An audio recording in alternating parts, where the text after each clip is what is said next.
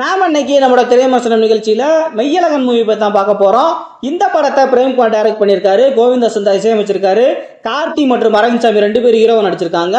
கூடவே ஸ்ரீதிவ்யா, ராஜ்கிரண், சுவாதி கொண்டே, தேவதர்ஷினி, ஜெயபிரகாஷ், ஸ்ரீரஞ்சனி, சரண் சக்தி இன்னும் பல முன்னணி நட்சத்திரங்கள் நடிச்சிருக்காங்க.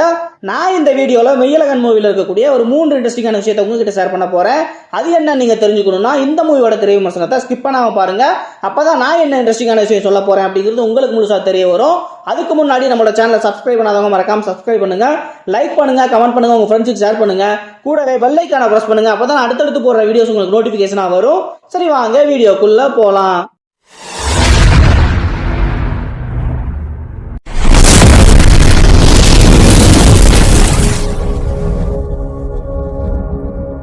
படம் ஸ்டார்ட் ஆன உடனே படத்தோட ஒரு ஹீரோவா இருக்கக்கூடிய அரவிந்த் சாமியோட ஃபேமிலியை காட்டுறாங்க. அந்த டைம்ல அரவிந்த் சாமி ஸ்கூல் படிக்கக்கூடிய ஒரு பையனா இருக்காரு. இவங்க ஃபேமிலியை பொறுத்த வரைக்கும் பெரியப்பா, சித்தப்பா, மாமா அப்படின்னு சொல்லிட்டு கூட்டு குடும்பமும் வாழக்கூடிய ஃபேமிலியா இருக்காங்க. இவங்களோட உறவுக்கார ஃபேமிலி ஒருத்தவங்க அந்த ஊர்ல இருக்காங்க. அவங்க அரவிந்த் சாமியோட பரம்பரை சொத்தா இருக்கக்கூடிய அவங்களோட வீட்டை ஏமாத்தி பறிச்சிடுறாங்க. இதனால வேதனை அடைந்த அரவிந்த் சாமியோட ஃபேமிலி இனிமே சொந்த ஊருக்கே வரக்கூடாது அப்படிங்கிற வைராக்கியத்துல சென்னைக்கு கிளம்பி போயிடுறாங்க. ஆனா இவங்க சென்னை போன பல வருடம் கழித்து அரவிந்த் சாமியோட சித்தி பொண்ணோட மேரேஜ் இவங்களோட சொந்த ஊர்ல நடக்குது. இதனால தன்னோட சொந்த ஊருக்கு வர வேண்டிய சிச்சுவேஷனுக்கு அரவிந்த் சாமி தள்ளப்படுறாரு. தன்னோட தங்கச்சி மேல இருக்கிற பாசத்தினால அரவிந்த் சாமி மேரேஜ் வரைக்கும் இருக்க முடியாது, வேணா ரிசப்ஷன் மட்டும் அட்டன் பண்ணிட்டு போலாம் அப்படின்னு சொல்லிட்டு நடந்ததையெல்லாம் மறந்துட்டு தன்னோட சொந்த ஊருக்கு வர்றாரு. வர்ற இடத்துல படத்தோட செகண்ட் ஹீரோவா இருக்கக்கூடிய கார்த்தி கூட அரவிந்த் சாமிக்கு அறிமுகம் ஏற்படுது. கார்த்திக்கும் அரவிந்த் சாமி கிட்ட அவரோட போன் நம்பரை கேட்கிறாரு. யாருன்னே தெரியாத ஒருத்தருக்கு எப்படி தன்னோட நம்பர் கொடுக்க அப்படின்னு சொல்லிட்டு அரவிந்த் சாமி வேற ஒரு நம்பரை மாத்தி கொடுத்துறாரு.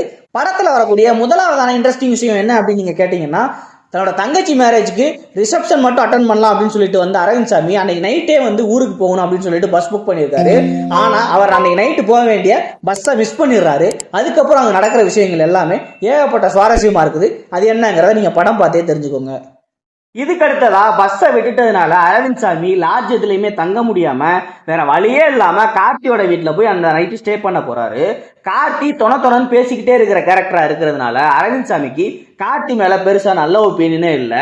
ஆனா அந்த நைட் கார்த்தி வீட்டுல ஸ்டே பண்ணதுக்கு அப்புறம் தான் அரவிந்த் சாமிக்கு கார்த்தி பத்தி முழுசா தெரிய வருது. கார்த்தி ஏன் அரவிந்த் சாமி மேல இவ்வளவு பாசமா இருக்கேன் அப்படின்ற விஷயத்த அரவிந்த் சாமி கிட்ட ஷேர் பண்றாரு. அப்படியே 2 பேரும் நைட் ஃபுல்லா பீரை போட்டு ஜாலியா என்ஜாய் பண்றாங்க. இந்த டைம்ல கார்த்தி தமிழர்களோட வரலாறு, ஈழத்தமிழர் பிரச்சனை, தூத்துக்குடி ஸ்டெர்லைட் துப்பாக்கி சூடு இந்த மாதிரியான விஷயங்கள் பேசுறது மூலமா படத்தை விறுவிறுப்பா நகர்த்தியிருக்காரு டைரக்டர். அதுக்கப்புறமா இப்படியும் ஒரு நல்லவன் இருக்க முடியுமா அப்படின்னு சொல்லிட்டு அரவிந்த் சாமிக்கு கார்த்தி மேலே பொறாமை ஏற்படுது. இந்த படத்துல நான் சொல்றேன் அப்படின்னு சொன்ன 2வது இன்ட்ரெஸ்டிங்கான சீன் என்ன அப்படின்னு கேட்டீங்கன்னா, இவ்வளவு நடந்ததுக்கு அப்புறமும் அரவிந்த் சாமி கார்த்தி வீட்டுல இருந்து சொல்லாம இல்லாம விடியற் காலையில கிளம்பி போயிடுறாரு. நைட்டு ஃபுல்லா கார்த்தி கூட ஜாலியா பேசிட்டு இருந்ததுக்கு அப்புறம் கார்த்தி மேல நல்ல ஒப்பீனியன் வந்ததுக்கு அப்புறமாவும் எதுக்கு அரவிந்த் சாமி கார்த்தி ஃபேமிலியில யார்கிட்டயுமே சொல்லாம சென்னை கிளம்பி போயிடுறாரு அப்படிங்கிற விஷயம் படத்துல மிகப்பெரிய ட்விஸ்டாவே இருக்குது. அதுக்கப்புறமா சென்னை வந்த அரவிந்த் சாமி கிட்ட நீங்க ஊர்ல இருந்து வந்ததுக்கு அப்புறம் ஏன் இவ்வளவு சோகமா இருக்கீங்க அப்படின்னு சொல்லிட்டு அவங்க ஒய்ஃப் கேக்குறாங்க.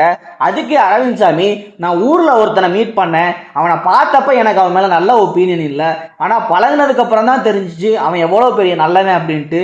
நான் இங்க சென்னையில இருந்துகிட்டு யோசிக்க கூட முடியாத விஷயங்களை அவன் யோசிக்கிறான், என்னால பண்ண முடியாத விஷயங்கள் எல்லாத்தையுமே அவன் பண்றான், இப்படி ஒரு நல்லவன் இருக்க முடியுமா அப்படின்னு சொல்லிட்டு அவன் மேல எனக்கு பொறாமையே வந்துருச்சு. அவருக்கு பிறக்க போற குழந்தை கூட ஏன் பேரை தான் வைக்க போறேன் அப்படின்னு சொல்றான், ஆனா அவன் பேர் என்னன்னு கூட எனக்கு தெரியாது அப்படின்னு சொல்லிட்டு ஃபீல் பண்றாரு. இந்த டைம்ல அரவிந்த் சாமி அவங்க தங்கி இருக்கிற வீட்டை சொந்தமா விலைக்கு வாங்கணும் அப்படின்னு சொல்லிட்டு ஆசைப்படுறாரு. அந்த டைம்ல அவரோட சர்க்கிள் எல்லாமே பணம் ரெடி பண்ணிக்கிட்டு இருக்காரு. இதையெல்லாம் கேட்டுக்கிட்டு இருந்த அரவிந்த் சாமியோட பொண்ணு அரவிந்த் சாமி கிட்ட தன்னோட ஃப்ரெண்டுக்கு போன் பண்ணணும்னு சொல்லிட்டு போனை வாங்கி கார்த்திக்கு போன் பண்ணி கொடுத்து தன்னோட அப்பாவை பேச சொல்லிடுறாரு. அரவிந்த் சாமியும் கார்த்தி கிட்ட போன் பண்ணி பேசுறாரு. அப்பவும் கூட கார்த்தி, எதுக்காத்தான் எங்க கிட்ட எல்லாம் சொல்லாம சென்னை கிளம்பி போயிட்டீங்க, உங்களோட தங்கச்சி தான் நீங்க மேரேஜுக்கு இல்லைன்னு சொல்லிட்டு ரொம்ப ஃபீல் பண்ணாங்க, ஏதோ பண கஷ்டத்துல இருக்கீங்கன்னு கேள்விப்பட்டேன், எமர்ஜென்சியா ஏதோ பணம் தேவைப்படுதுன்னு சொல்லிட்டு மாமா சொல்லிக்கிட்டு இருந்தாரு, வீட்டுல யாருக்கும் எதுவும் உடம்பு சரியில்லையா அப்படின்னு சொல்லிட்டு விசாரிக்கிறாரு. ஆனா அப்படியெல்லாம் ஒண்ணும் இல்லைன்னு சொன்னதுக்கு அப்புறம் இப்ப நல்ல விஷயம், நான் கூட ஏதோ பயந்து போயிட்டேன் அப்படின்ற மாதிரி பேசுறதெல்லாம் கேட்கிறப்போ அரவிந்த் சாமிக்கு கார்த்தி மேல இன்னும் பாசம் அதிகமாகுது. அதுக்கப்புறம் உன் பேரு கூட என்னன்னு எனக்கு தெரியாது, நீ எனக்காக இவ்வளவு விஷயங்கள் பண்ற அப்படின்னு சொல்லிட்டு அரவிந்த் சாமி கார்த்திக் கிட்ட சொல்றாரு, உன் பேர் என்னன்னாவது என்கிட்ட சொல்லு அப்படின்னு சொல்லிட்டு அரவிந்த் சாமி கார்த்திக் கிட்ட கேட்கிறாரு. அதுக்கப்புறமா கார்த்தி அரவிந்த் சாமி கிட்ட தான் யாரு அப்படிங்கிற சொல்றதுக்கு ஒரு பெரிய கதையவே சொல்றாரு. கடைசியா நான் யாருன்னு கண்டுபிடிங்க அப்படின்னு சொல்லிட்டு அரவிந்த் சாமி கிட்ட கார்த்தி சொல்றாரு. கடைசியா அரவிந்த் சாமி கார்த்தியோட பேர் என்ன அப்படிங்கிறத கண்டுபிடிச்சாரா அப்படிங்கிறதா இந்த படத்தோட கிளைமேக்ஸ் காட்சியா இருக்குது.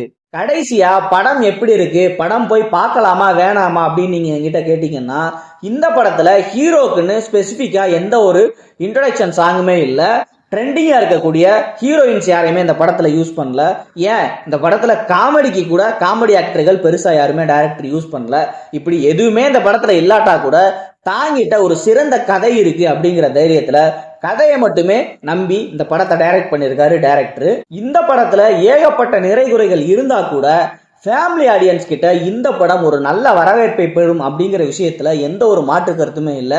அந்த அளவுக்கு இந்த படத்தை மிக சிறப்பா டைரக்ட் பண்ணியிருக்காரு இந்த படத்தோட இயக்குனர். நீங்க இதுவரைக்கும் இந்த படத்தை பார்க்கல அப்படின்னா படம் பார்த்துட்டு எப்படி இருக்கு அப்படிங்கிறத நம்ம வீடியோல மறக்காம வந்து கமெண்ட் பண்ணுங்க. என்ன நேயர்களே, நாம இதுவரைக்கும் நம்மளோட திரைமர்சனம் நிகழ்ச்சியில மெய்யழகன் மூவியை பத்தி பார்த்தோம். இது உங்க எல்லாருக்கும் பிடிச்சிருக்கும் அப்படின்னு நம்புறேன். மீண்டும் அடுத்த ஒரு வீடியோல வேறொரு படத்தின் திரைமர்சனத்தோட உங்களை வந்து சந்திக்கிறேன். அதுவரை உங்களிடமிருந்து விடைபெறுவது நான் ராஜா.